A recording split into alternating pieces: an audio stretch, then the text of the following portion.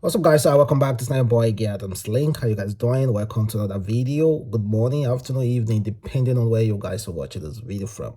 So to start this video, I want to discuss about hellfire. Of course, I know you guys are a little bit frightened. In fact, most of us do not even want to hear the name hellfire. We don't want to even hear about it. Despite you now currently, you are doing something bad. And me, maybe I've done something bad before and I'm about to do or the next thing that will be bad.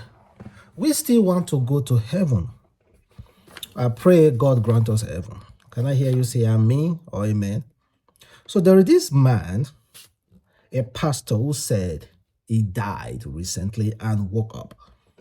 According to him, according to Daily Loud, they said a priest who temporarily died revealed he went to hell and demons were singing Rihanna's song Umbrella as torture. So they say Rihanna is always on the hottest party ever thrown. Any DJ worth their salt know that a good party requires plenty of fatty, and is turned out Satan and no exception, at least according to a priest who went to hell. In a new viral TikTok, Grader Johnson claimed that he temporarily died after having a heart attack in 2016, but despite believing that he was going upward due to doing so much good in his lifetime, the preacher ended up descending into the depth of hell when he was supposedly witnessed the kind of pain and suffering he wouldn't wish on his enemy.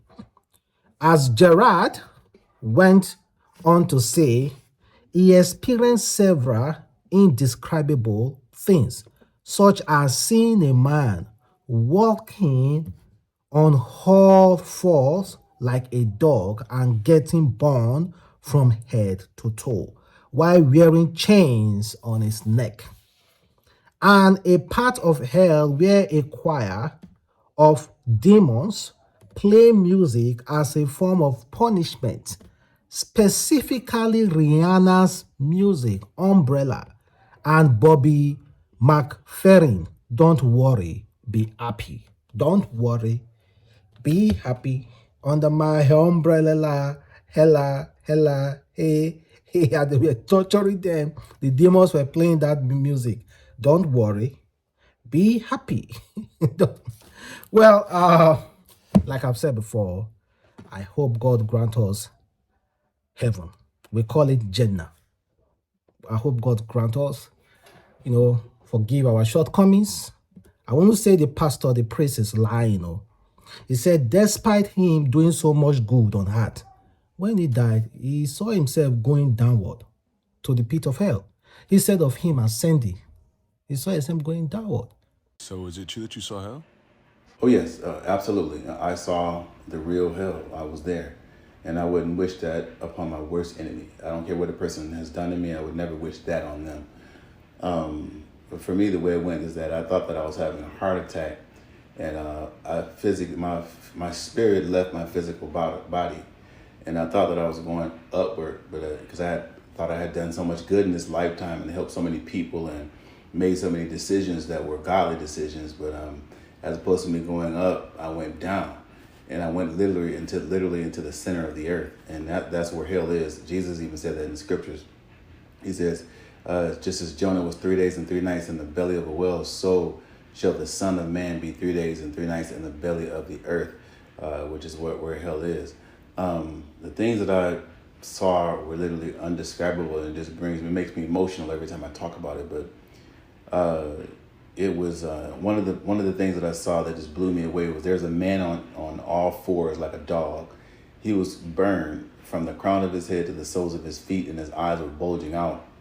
And what was worse than that is that he had a chain around his neck. So he was like a dog in hell. And what was even worse than that is that who was holding the chain?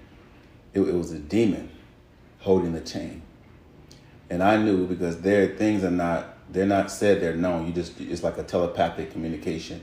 I knew that this demon was sent in this man's life to ride him from his childhood until the time that he died, because the demon knew that if I could stay in his life long enough on the earth, if I can keep getting him to not serve God and to make bad decisions on the earth, then I'll have power over him in hell and he'll be a slave to me. So it's like twice a slave. It's like you're a slave on the earth to the things of the devil, and then in hell you're really like a tormented dog slave. And then there was another part that I experienced that just blew me away. It still baffles me to this day.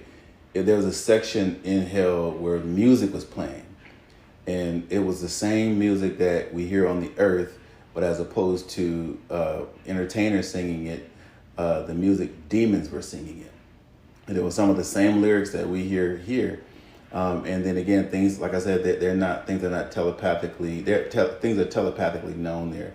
I knew that on earth, a lot of the lyrics and the music and the songs are inspired by demons. So sometimes when people smoke to get high and to get lyrics and to get verses and rappers and all those things. So in a lot of music, people actually smoke to get high, to get verses and to get bars and to be hot and to be fresh and to get that swag. But when they open themselves up to a false high, it's like illegal access into the spirit realm. They actually come in contact with demons who give them lyrics for the purpose of controlling people on the earth. So here, music is for like to get over a breakup. Don't worry, be happy. I busted windows out your car, or under my umbrella, or whatever. Every lyric to every song. So that is Gerard Johnson. Well, we already know. Some musician will tell you they just sleep and wake up and these lyrics just kicked. But we already know as well. You do not need anybody to tell you. Some of those lyrics are not godly. But like I've said before, may God continue to uplift us. May God continue to forgive us and grant us heaven. For those of you who believe in heaven, may God grant us heaven. I believe in heaven and hell. I believe.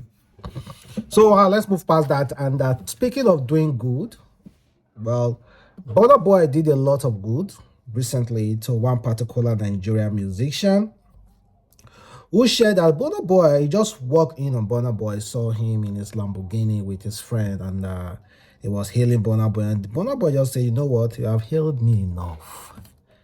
You don't hail me enough. You know what, just take this 1 million naira, tell your body.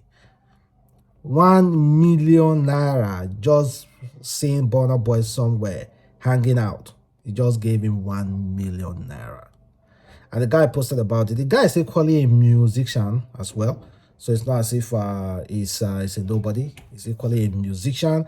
Burna Boy, they know each other. So the question is, do you think Burna Boy, I can just see Burna Boy, hail Burna Boy, well, and Burna Boy figure you like me 1 million naira. You don't know me now. You don't go give me one. You don't go give me at all. You don't know me.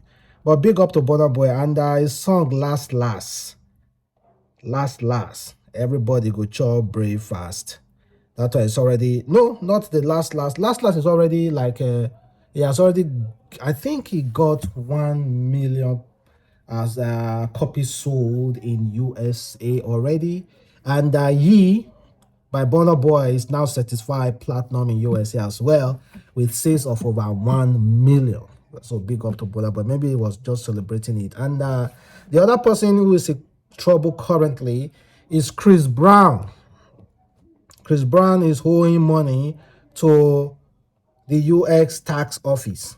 And according to Shade Room, that said the US tax office are planning on taking over his property. You know, Chris Brown is about to start a tour in the UK, and come on, man, $4 million US, that's small thing for Chris Brown. His tour alone is about to embark on, we pay way more than that. So $4 million US, that's small thing. They said Chris Brown reportedly owns $4 million US in back tax. Several tax licenses have been filed against him. So they are targeting his property and his music business. Come on, man. Chris Brown is still sell out tours. So why Chris Brown go the own now? They say he hold this one for just 2 years. In 1 year alone in 2022. So if he's owing $4 million US in tax, that's to tell you that he made so much money last year to be owing that kind of money in tax. So, well, like I was meant to understand which person in USA that is no owing tax. All of them. All. It's impossible not to owe US tax. It's impossible. So let's move past that. So you guys remember the policewoman from Tennessee, USA, who was given freely. She's a cheerful giver in her department, and obviously she got herself sacked and other police officers sacked because she was just giving them she was just giving them punani ikpekus freely in the office. So investigation was carried on, and of course they got her sacked and 6 others. So check this out. They said, according to the headline, the former Tennessee cop who was fired for having all sorts of sex with a co-worker was offered $10,000 to do 2 shows at a strip club. The lady was offered $10,000 to do 2 shows at a strip club. So do you think the woman should receive the offer? And the crazy part is, her husband is still with her. Maybe they might have had an agreement. They are in a open relationship. Just imagine your wife coming from work and you say, baby, can we get some entanglement in the bedroom? I miss you. And your girl will be like, I was so tired at work. I'm tired. I worked so hard today in the office. Please, let us leave it to the next day or maybe next week. Not knowing that if your wife said she's tired, office guys don't knock her well, don't jam her for office before she come out. You think saying her office work make her tired? Some guys for office don't scatter her ikpekus before she dey reach out. God. Help us. Help us. So the craziest part is that her husband has not filed for divorce. Maybe they are in a real open relationship though. Just maybe. Just maybe. So to end this video, hear from our able sister here who talks about prostitution and not to allow anybody to shame you for it. Hi guys, it's damn hot, so there's no clothes. But I need to tell the ladies, don't allow men to shame you about wanting a man who can provide. Our bodies are soft and they make babies, they house babies, which means we are home. That's our gift. That's what we bring to the table. We bring the home. So men with their strong bodies must go out into the world and hustle for the home. That is how a logical family works. Do not allow the privileged kids who get money from their trust funds and their mommies and daddies to shame you into thinking that a woman must not want a man who provides. We want a man to provide. Not wanting a man to provide is like having a man who doesn't consider who's going to make his home. So we are also going to consider how our homes are going to be made. What these boys are doing right now is that they're shaming you into expecting them to have money so that you can have money, so they can eat your money and you look after the kids. Wake up, girls. They can call you prostitutes, gold diggers, whatever names they want. Don't stop looking for a man who will provide for the home you will create. Sabo. Yeah, that women should not stop looking for men that will provide because they are home, that they have soft body, they are home and they make babies. So the man has hard body, so they are meant to go out and work. Honestly, she is correct. But the only thing that I find really, really contradicting is that I don't think most men have a problem with providing for women. I don't think most men has a problem for providing for women. What men demands is absolute respect. Absolute respect. Because I provide, I feed, I go out, I have this strong body. So give me absolute respect. I think that's one of the reasons you see divorce rate is really, really high.